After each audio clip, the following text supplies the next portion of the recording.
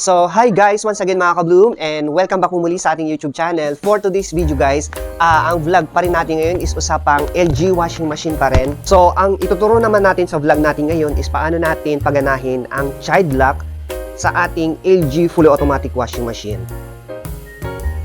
So, ano po ba yung child lock sa ating washing machine?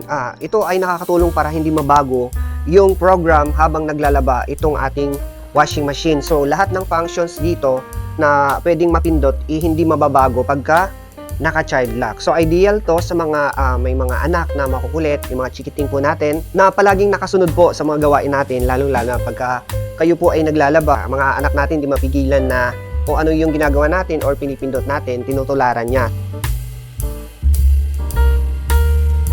So guys and mga mami na palaging nanonood sa akin pagka ang topic po natin sa ating vlog is LG fully automatic washing machine. Paano ba natin paganahin ang child lock ng ating LG fully automatic washing machine? Ang pipindutin po natin para mag-on ang child lock po is una, yung beeper and rinse. Ito, sabay nating pipindutin ng 3 seconds para mag-on yung child lock.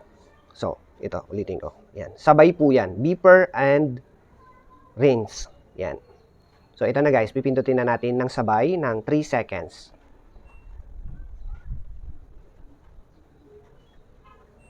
So, yun guys.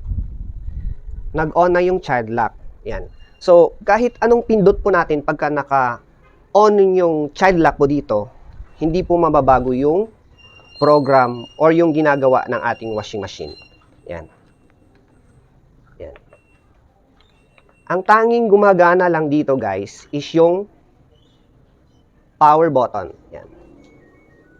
Pero guys, kahit mag-off or power off po yung ating washing machine, since naka-child lock, hindi mababago yung program. Kung ano yung last na ginagawa niya, yun pa rin ang babalikan niya at umpisahan niyang gawin.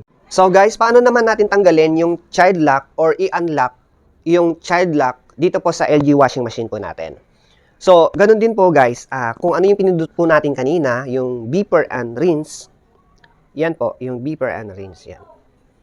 Sabay po yan, then napipindutin natin ng 3 seconds po para matanggal. Ito po siya. So, ipipindutin natin.